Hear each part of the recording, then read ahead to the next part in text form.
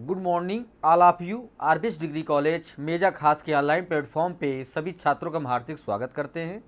छात्रों, आज जो है बीएससी एजी जो है थर्ड सेमेस्टर के अंतर्गत जो आपका सब्जेक्ट है जो है environmental studies and disaster management के अंतर्गत जो हम टॉपिक लेकर आए हुए हैं छात्रों जो है वह है producer, consumers and decomposite energy flow in the ecosystem जो है।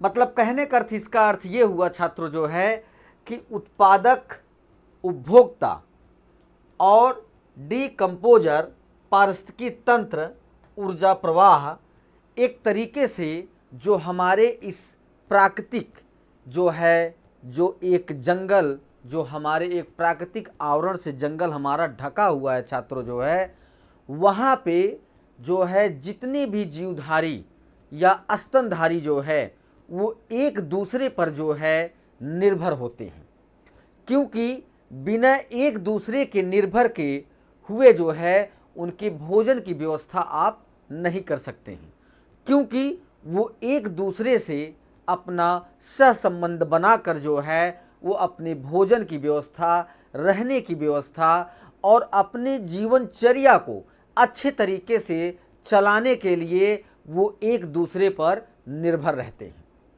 तो हम लोग आज जो है इस टॉपिक पर जो है अध्ययन करेंगे छात्रों जो है। आइए स्क्रीन पर चलते हैं। उत्पादक जो है, ठीक है, उत्पादक प्रोड्यूसर जो हमारा है, विज्ञान के परिभाषा के अनुसार पृथ्वी पर ढेर सारे पेड़ पौधे हैं। सूर्य के प्रकाश, क्लोरोफिल के मदद से पेड़ पौधे अपने लिए भोजन बनाते हैं। एक उत्पादक का मुख्य कार्य होता है जिसके द्वारा पेड़ पौधे जो है इस पृथ्वी पर अपने भोजन को सूर्य के प्रकाश के द्वारा, क्लोरोफिल के द्वारा जो है अपना भोजन वो बनाते रहते हैं और अपने जीवनचर्या या जीवन चक्र को वो पूरा करते रहते हैं। फिर उसके बाद इन पौधों और में पेड़ों को उत्पादक कहते हैं।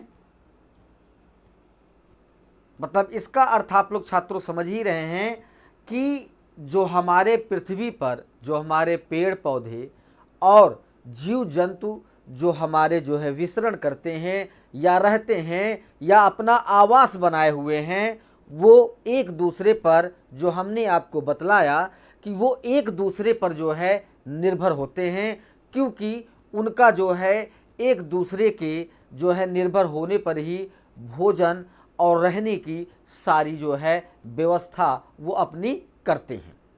तो इस वजह से पेड़ पौधे सूर्य के प्रकाश में क्लोरोफिल के द्वारा अपना भोजन जो है बनाते हैं और जो है ग्रहण करते हैं, उसे हम उत्पादक कहते हैं।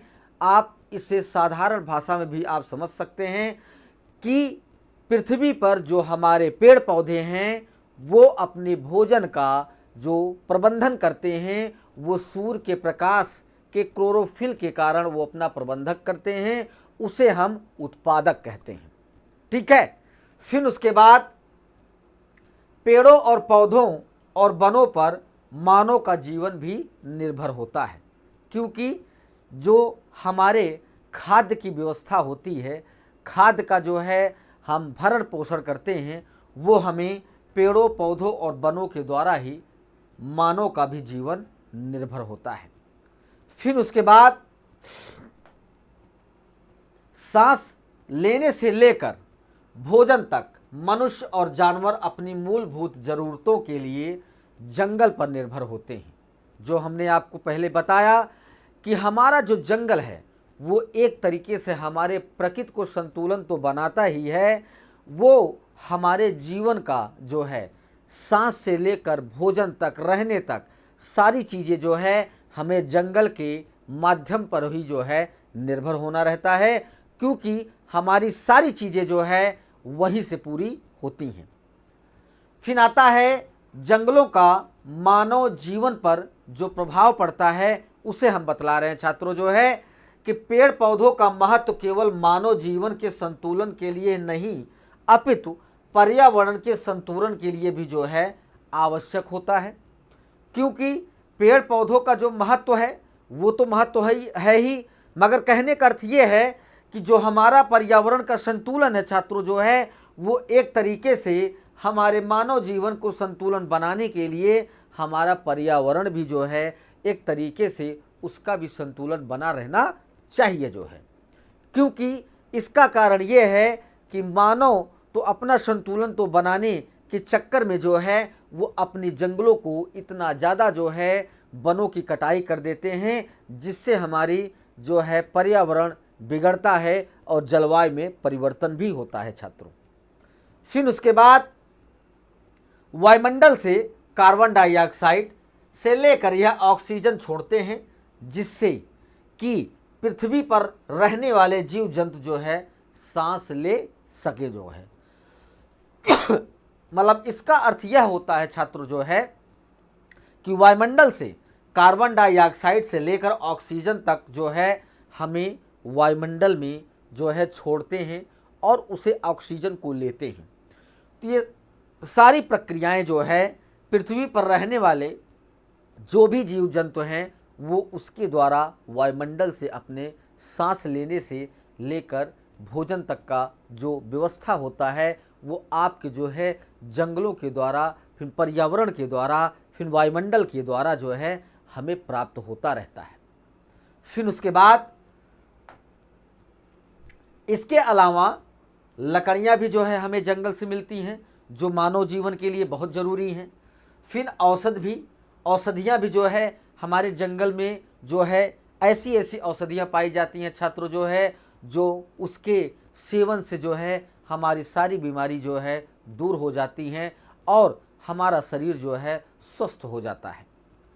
फिर अन्य कई चीज़ों के लिए हम जंगलों और पेड़ पौधों पर जो है निर्भर होते हैं। आप भी अच्छे तरीके से समझते हैं छात्रों जो है कि हमें अगर फल मिलना है या फूल मिलना है या खाद्य पदार्थ मिलना है, वो सारी चीज़ें हमें पेड़ पौधों के द्वारा ही जो है उपलब्ध हो सकती हैं। दुर्भाग्यवश हम लगातार वनों की कटाई करके इन्हें कम कर रहे हैं, जो हमारे जीवन के लिए बहुत ही दुखदाई है, बहुत ही नुकसानदायक है छात्रों। फिर उसके बाद उत्पादक पेड़ों और पौधों को कहा जाता है। इसका मुख्य कारण है कि पेड़ पौधे अपने लिए भोजन खुद से बनाते हैं। इसके लिए सूर्य के प्रकाश के साथ साथ पौधों में मौजूद क्लोरोफिल का भी होना नितांत आवश्यक होता है। क्लोरोफिल के द्वारा ही जो है पेड़ पौधे अपना जो है भोजन जो है बनाते हैं।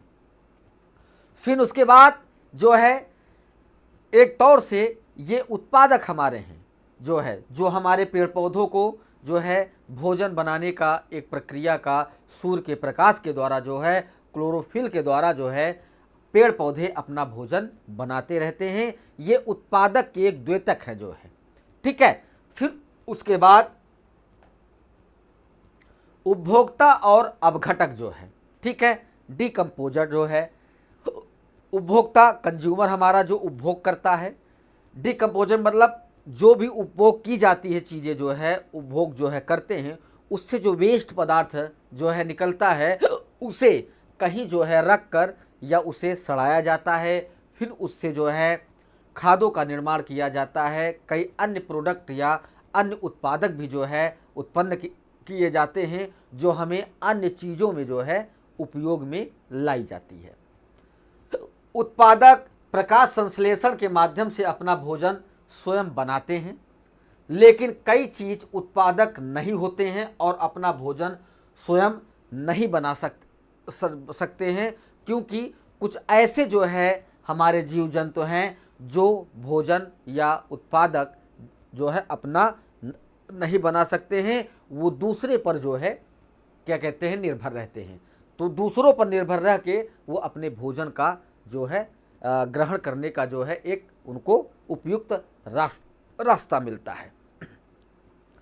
तो ये जीव अपनी ऊर्जा कैसे प्राप्त करते हैं? उन्हें हम अपनी ऊर्जा अन्य जीवों से प्राप्त करनी चाहिए। उन्हें अन्य जीवों को खाना चाहिए या किसी अन्य तरीके से उन जीवों से अपनी ऊर्जा प्राप्त करनी चाहिए। मतलब कहने का अर्थ ये है छात्रों जो है कि जो हमारा मांसाहारी है वो जो है किसी शाकाहारी जो है जीव जंतु पे हमला करके अपना भोजन ग्रहण करता है, जो दूसरों पर जो है निर्भर रहता है। फिर उसके बाद वे जीव जो अन्य जीवों पर अपनी ऊर्जा प्राप्त करते हैं उन्हें हम उपभोक्ता कंज्यूमर कहते हैं। सभी जानवर उपभोक्ता हैं और वे अन्य जीवों को जो है खाते हैं। कवक और कई प्रोटिस्ट और बैक्टीरिया भी जो है उपभोक्ता हैं, जो दूसरों पर निर्भर रहते हैं, अपना भोजन जो है ग्रहण करते हैं।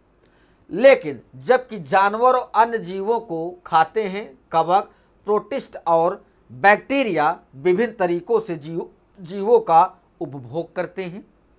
उपभोक्ताओं को उनके उपभोग के आधार पर अलग अलग समूहों में रखा जाता है। जैसा कि हम आपको बतला रहे हैं कि शाकाहारी वे जानवर हैं जो ऊर्जा प्राप्त करने के लिए उत्पादकों को जो है खाते हैं, खाकर जो है अपने भोजन को ग्रहण करके वो ऊर्जा प्राप्त करते हैं।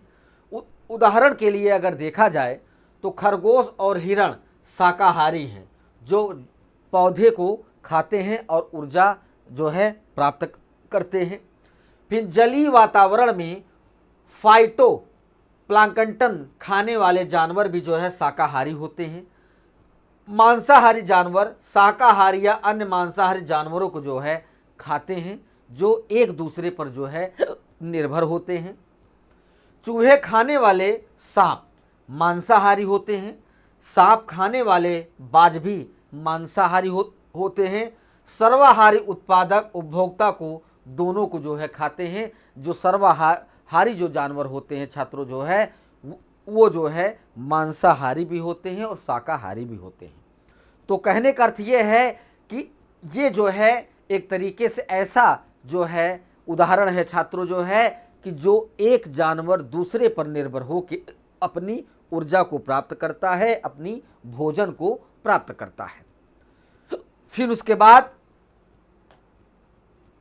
ज़्यादातर लोग सर्वाहारी होते हैं क्योंकि वे पौधों से मिलने वाले फल, सब्जियां और अनाज खाते हैं और जानवरों से मिलने वाले मांस और डेयरी उत्पाद भी जो है खाते हैं जो है। तो कहने का अर्थ ये हुआ छात्रों जो है कि कुछ ऐसे भी जो है मानव होते हैं जो सर्वाहारी होते हैं, वो सारी चीज़ें जो है भोजन के रूप में जो है प्रयोग करते हैं जो है।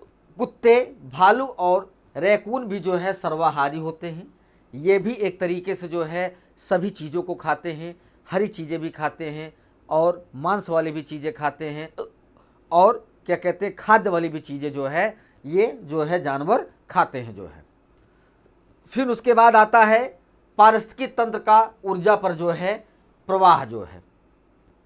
तो इसका अर्थ यह होता है छात्रों जो है कि पारिस्थितिकी तंत्र के ऊर्जा प्रवाह का अर्थ है कि पारिस्थितिकी तंत्र में एक जीव से दूसरे जीव तक जाने के लिए जो है ऊर्जा का मार्ग है जो है, जो एक जीव दूसरे जीव पर जो है निर्भर होकर वहाँ पे अपना भोजन जो है एक तरीके से व्यवस्था करते हैं या प्रबंधन करते हैं। पारिस्थितिकी तंत्र का ऊर्जा प्रवाह पारिस्थितिकी अध्ययनों को एक मौलिक अवधारणा होती है।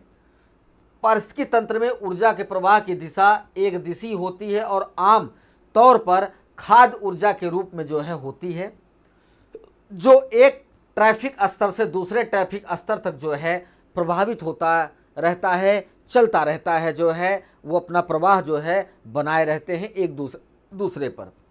यह खाद्य श्रृंखला और खाद्य जाल के माध्यम से प्रभावित होने वाली ऊर्जा का प्रयोग करते हैं जो है, जो एक श्रृंखला से दूसरे श्रृंखला में जो है अपना प्रवाह जो है प्रसारित करते रहते हैं या प्रवाहित करते रहते हैं।